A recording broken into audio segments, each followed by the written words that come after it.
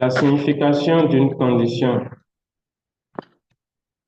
Qu'est-ce donc qu'une condition dans la période d'indemnité? Une condition d'indemnité, on peut dire qu'il s'agit de l'accomplissement qui s'est accumulé intérieurement en suivant, en suivant votre orientation personnelle. Je reprends. On peut dire qu'il s'agit de l'accomplissement qui s'est accumulé intérieurement en suivant votre orientation personnelle. Prenons un exemple. Si pendant 3 jours, votre motivation pour mener une vie spirituelle et votre résultat final sont en continuité, sans rupture entre le départ et l'aboutissement, alors on peut dire que la condition d'indemnité a été établie. Le meilleur exemple est celui d'Abraham lorsqu'il alla offrir Isaac. Son action fut cohérente, sans contradiction, du moment où il prit la route de l'offrande sacrificielle jusqu'au moment où il leva le couteau pour immoler son fils devant Dieu. Il n'eut pas de pensée personnelle, il ne douta pas, parce qu'il fut entier et droit vers le but sans se retourner. Sa motivation et son accomplissement ne firent qu'un. C'est ainsi qu'il obtint la victoire. Les 120 ans pendant lesquels Noé construisit l'arche et bien d'autres offrandes furent réalisées de cette même manière. Il y a toujours une période de temps liée à l'accomplissement. Depuis le moment de la détermination jusqu'au moment de la réalisation, qu'il s'agisse de 3 jours ou plus, les efforts accumulés pendant cette période deviennent la condition permettant de recevoir la bénédiction de Dieu. Toute la vie d'indemnité dans la providence de la restauration peut être comprise ainsi. Vous devez établir une condition d'indemnité équivalente lorsque vous manquez à votre part de responsabilité, surtout si vous savez clairement quelle est cette responsabilité et que vous êtes en position de l'accomplir.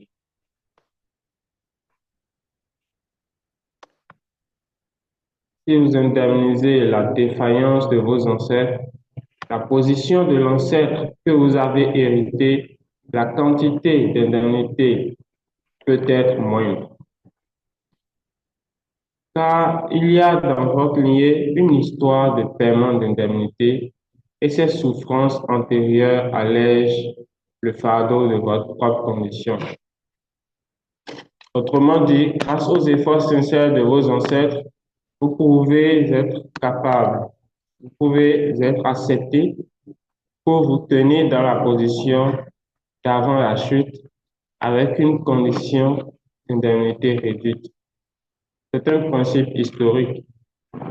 À l'époque d'Abraham, le fait qu'il n'ait pas coupé la colonne lors de l'offrande a prolongé l'accomplissement de cette condition sur une période de 400 ans.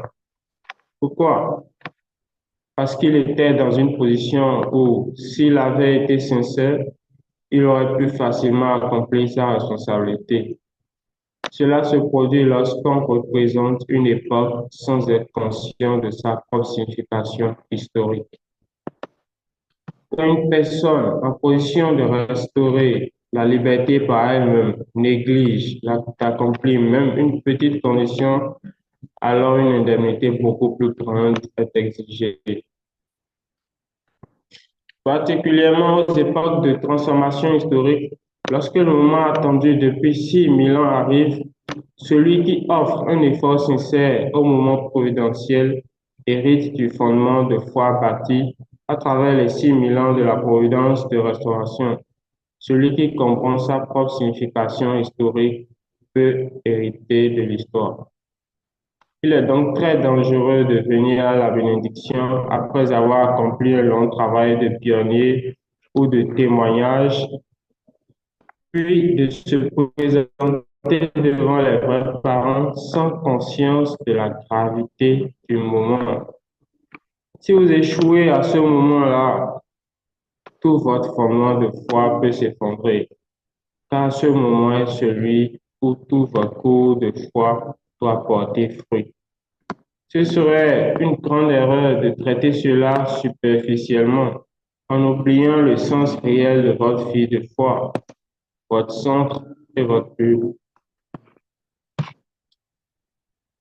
Toute notre vie, notre détermination et notre objectif visent ce moment où nous devons nous connecter aux vrais parents, ceux qui nous transmettent l'histoire entière, ceux qui nous donnent leur propre vie. De la même façon, l'offrande de la colombe par Abraham avait une signification capitale. Ainsi, si notre vie jusqu'à présent n'est pas en ordre, le présent en subira les conséquences. Quand survient un événement, nous avons tendance à le voir comme isolé ou à en rejeter la cause sur les autres.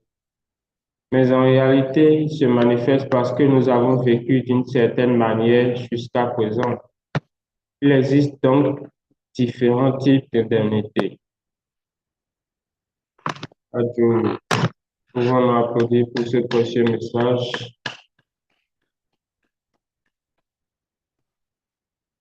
Nous allons maintenant recevoir les commentaires qui seront donnés par le vice-leader national. Sous vos ovations, s'il vous plaît.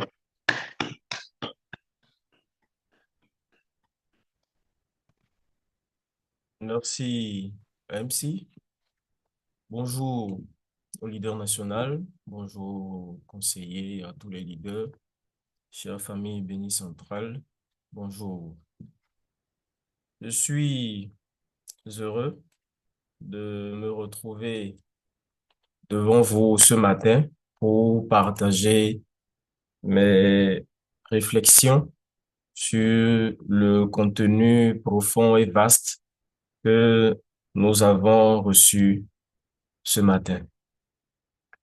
Alors, l'extrait que nous venons de lire nous éduque sur la signification d'une condition d'indemnité.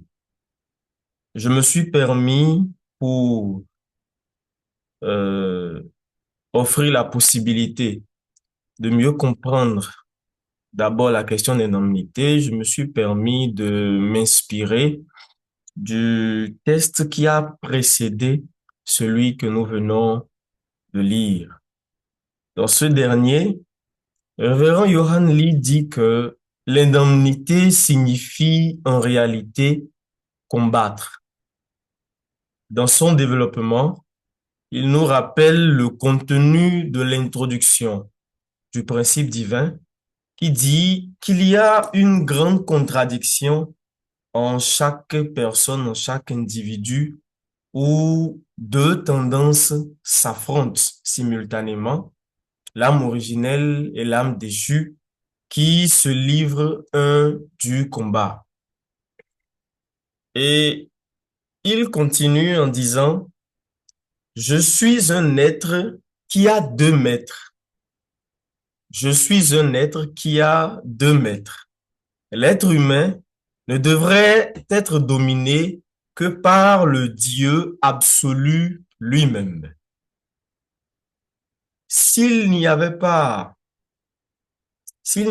eu détournement du plan de Dieu et donc détournement de la création, Dieu aurait été le maître absolu de toutes les choses et le seul à dominer sur l'être humain. Mais malheureusement, ce n'est pas comme ça que cela s'est passé. Alors, ce qu'il se passe, c'est que nous déclenchons une lutte, une véritable guerre, lorsque nous nous rendons compte que nous sommes liés au mal et que nous décidons de nous séparer du maître hors principe à l'origine de l'âme déchue pour nous reconnecter à notre créateur originel, le Parent céleste. Alors, le début de notre vie de foi est une déclaration de guerre et tous les combats qui suivent cette déclaration portent le nom d'indemnité. Cela veut dire que lorsqu'une personne prend contact avec le principe divin ou l'enseignement des vrais parents, et décide de changer la direction de sa vie pour revenir à Dieu, revenir à son état, notre état originel, à partir de ce moment-là, tout ce qui suit existe dans le cours de l'indemnité. Donc, toute notre vie, durant notre position se situe dans la période d'indemnité.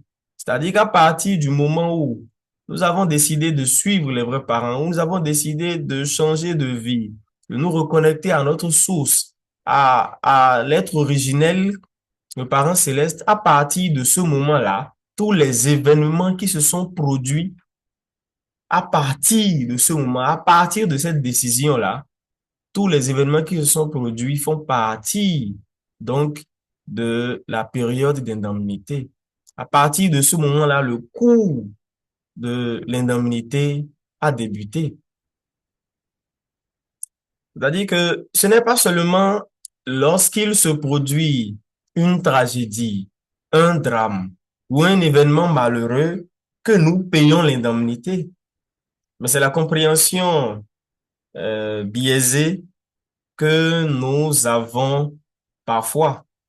On a pris l'habitude de dire, quand quelqu'un a eu un accident ou une personne souffre beaucoup dans sa vie, bon, on dit facilement que cette personne-là, sûrement, est en train de payer l'indemnité.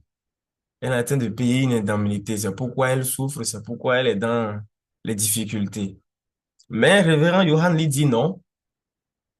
Il dit que même maintenant, l'instant présent, vous et moi sommes en train de partager ce matin dans ce service, ce Undoke, cet instant présent où nous sommes ensemble ici, nous sommes déjà, nous sommes déjà dans une période du cours de l'indemnité. Donc, ce moment précis fait partie du cours de l'indemnité, bien que nous ne soyons pas en train de souffrir de manière particulière. Ce n'est pas lorsque un drame se produit, ah, c'est le drame là, c'est une indemnité qu'on est en train de payer. Non, c'est une mauvaise interprétation. Notre cours d'indemnité a commencé lorsque nous avons compris et décidé de suivre les vrais parents. Depuis ce moment-là, alors nous avons déjà commencé ce chemin plus ou moins long, ce chemin qui est le chemin de l'indemnité. Donc, comprenant cela, que signifie maintenant une condition d'indemnité? Que signifie une condition d'indemnité? Il dit qu'il s'agit de l'accomplissement qui s'est accumulé intérieurement en suivant votre orientation personnelle. C'est l'accomplissement qui s'est accumulé intérieurement en suivant votre orientation personnelle. Qu'est-ce que ça veut dire? Je pense que nous devons retenir dans cette définition-là deux mots-clés. Accomplissement et accumulé. Accomplissement et accumulé. Alors, la condition d'indemnité, formulée autrement, est une accumulation intérieure d'accomplissement selon le sens qu'on lui donne.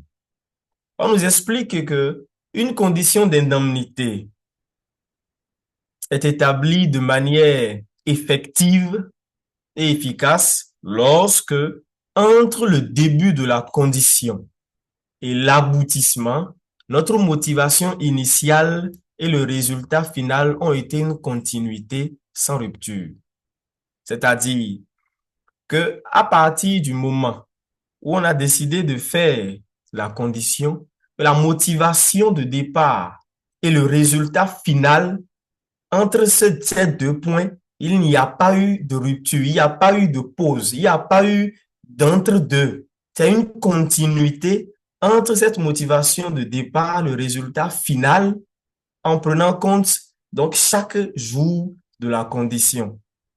Mais la motivation qui amène à faire des efforts quotidiens pendant la période définie pour la condition n'est pas palpable.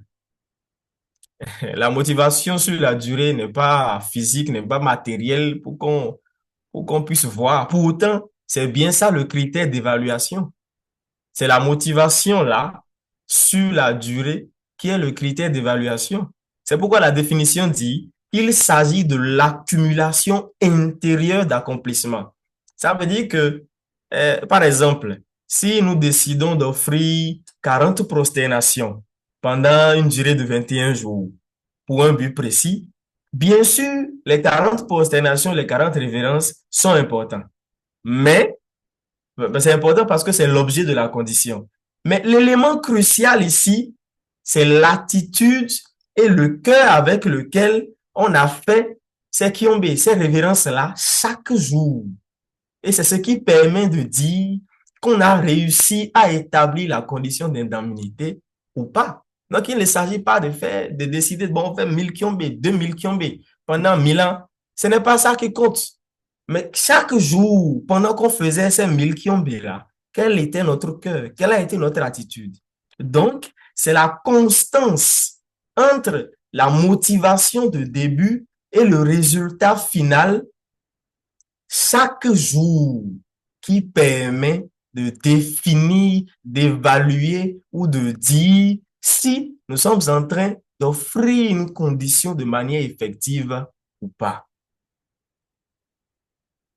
Alors, quand on prend l'exemple, comprenons cela, quand on prend l'exemple d'Abraham pendant l'offrande d'Isaac, on comprend vraiment que c'est son attitude, c'est son cœur qui a fait que son offrande a eu toute sa valeur. C'est qu'il est resté cohérent du début à la fin, sans contradiction et sans conflit, malgré la difficulté de l'offrande qu'il est en train de faire. Il dit, bon, mon parent céleste, tu as demandé que je t'offre mon fils, le seul et unique que toi-même tu m'as donné par miracle. Bon, c'est ma faute, j'ai fait une erreur, bon, allons-y. Depuis le moment où il a décidé, où il a reçu l'ordre d'offrir son fils, son attitude à partir de ce moment-là, jusqu'à ce qu'il ne lève le couteau pour faire l'offrande. Et c'est ça, Dieu a regardé pour dire, bon, ne touche pas à cet enfant-là, ton offrande est déjà accomplie. Et c'est pareil avec les 120 ans de Noé pour l'établissement de l'arche, malgré tout ce qu'on pouvait lui dire à cette époque, les persécutions, que ce soit dans la famille ou des gens autour de lui, mais c'est un fou. Mais pendant les 120 ans, comme une dévotion quotidienne, chaque jour, il s'est levé pour aller faire, pour accomplir la tâche de ce jour-là, la tâche quotidienne. Chaque jour qui a suivi, il est allé faire ce qu'il faut. Il est allé bâtir jusqu'à terminer son offrande avec ce même cœur. Et on peut aller plus loin en prenant l'exemple de Moïse. Les 40 jours de jeûne de Moïse. Il les avait réussi, n'est-ce pas? Il a réussi. Il a obtenu les commandements de Dieu, ou bien. Mais la condition a échoué lorsqu'il a été envahi par la colère qui a perturbé son état intérieur, sa motivation. En voyant le veau d'or, s'il était resté serein, il n'aurait pas eu à reprendre la condition. Quand il est descendu et il a vu que le peuple a déjà changé de tout de suite, là, ils ont déjà oublié celui qui les a fait sortir d'Égypte. On a déjà fabriqué veau d'or pour commencer à adorer différemment.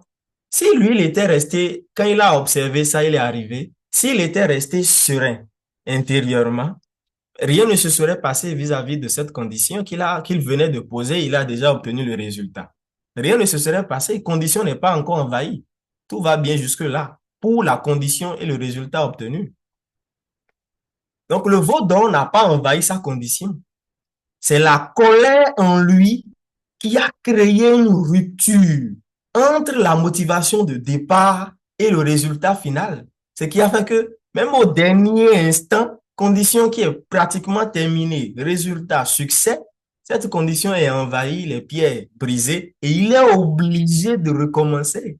Donc, jusqu'à la dernière minute où nous offrons une condition d'indemnité, nous devons avoir ça à l'esprit. Nous devons réellement avoir ça à l'esprit. J'espère que vous comprenez et que vous arrivez à me suivre. Je vais à présent parler du dernier point abordé par révérend Johan Lee dans cet extrait que nous avons lu. Et ce dernier point est le lien intergénérationnel dans le paiement de l'indemnité et les conséquences qui en découlent. Le lien intergénérationnel dans le paiement de l'indemnité et les conséquences qui en découlent. Je pense que, honnêtement, ce point-là peut faire l'objet de toute une séance d'éducation. Donc, je vais essayer d'être succinct pour ne pas qu'on s'éternise ici. Alors, le révérend Johan Lee explique que si nous indemnisons les erreurs de nos ancêtres, la qualité d'indemnité peut être moindre. Si nous indemnisons les erreurs de nos ancêtres, la quantité d'indemnité peut être moindre. Mais ceci parce que dans notre lignée, il y a une histoire de paiement d'indemnité. Il y a un historique de paiement d'indemnité où les efforts et les souffrances de chaque génération avant jusqu'à nous contribuent à alléger le fardeau de notre propre condition à notre tour. Donc, je reprends. Les efforts et les souffrances de chaque génération jusqu'à arriver à nous contribuent à alléger le fardeau de notre propre condition. Parce que nous héritons, étant tous liés à nos ancêtres, nous héritons forcément donc de cette condition-là pour la restauration. Alors, il faut donc qu'on puisse comprendre que rien n'est perdu. Rien, absolument rien n'est perdu. Et je veux bien citer Lavoisier qui a dit que rien ne se perd, rien ne se crée, tout se transforme. Ceci est vérifié et avec ça, on peut comprendre comment Abraham, qui n'a pas coupé la colombe, a transformé de manière exponentielle la condition qui devait finir par le découpage de l'oiseau, est devenue une croix qui s'est étendue sur 400 ans. Donc, de la même manière que les sacrifices et les souffrances des ancêtres allègent substantiellement le poids de la condition à notre niveau, de la même manière, nous pouvons aussi créer une transformation, mais cette fois-ci dans l'autre sens, de manière exponentielle. Donc, au lieu d'alléger, on va augmenter substantiellement la condition et la souffrance pour les générations à venir. C'est ce qui s'est passé avec Abraham, par exemple. Donc, Révérend Lee explique que ce genre de transformation se produit lorsque la personne qui doit remplir une responsabilité représente une époque sans être conscient de sa propre signification historique. Et ceci se produit particulièrement aux époques de transformation historique. Et ceci me rappelle ce que disait le directeur régional il y a de cela un mois, un peu plus d'un mois, lorsqu'il avait donné le sermon le jour de la passation, où il parlait de la période d'inflexion. Donc, ce genre d'époque dont on est en train de parler, une époque partie, une époque de transformation historique, donc ce genre d'époque-là correspond également à la période d'inflexion. Et c'est ce que nous vivons aujourd'hui quand j'essaye de faire ma petite réflexion.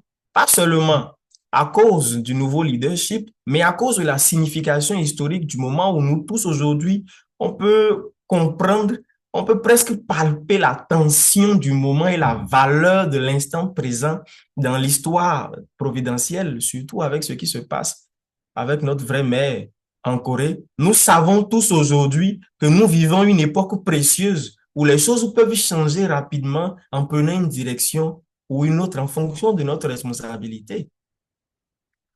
Donc, c'est aujourd'hui que nous pouvons mener des batailles, que nous pouvons faire des sacrifices, avoir des accomplissements qui vont impacter à jamais le cours de l'histoire. Et de notre compréhension de la valeur de ce moment-là dépendra réellement l'histoire et le prix qu'aura ou les conditions qu'auront à payer les générations à venir. Donc réellement, c'est aujourd'hui que nous pouvons impacter à jamais le cours de l'histoire. Et nous vivons, je sens fortement en tout cas, que nous vivons vraiment dans une de ces époques de transformation historique. Parce que celui qui offre un effort sincère au moment providentiel hérite du fondement de foi bâti à travers les 6000 ans de la providence de restauration. Et celui qui comprend sa propre signification historique peut hériter de l'histoire.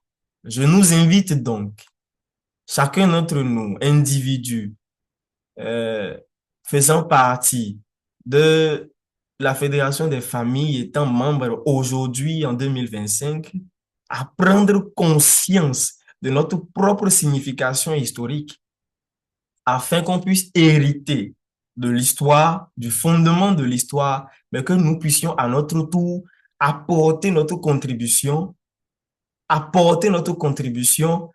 faire notre chemin de pèlerin en nous sacrifiant également pour les générations à venir. Je vais à présent m'en arrêter là. Je vous remercie pour votre précieuse attention. Que Dieu vous bénisse. Merci beaucoup, vice-président national, pour ce partage très utile.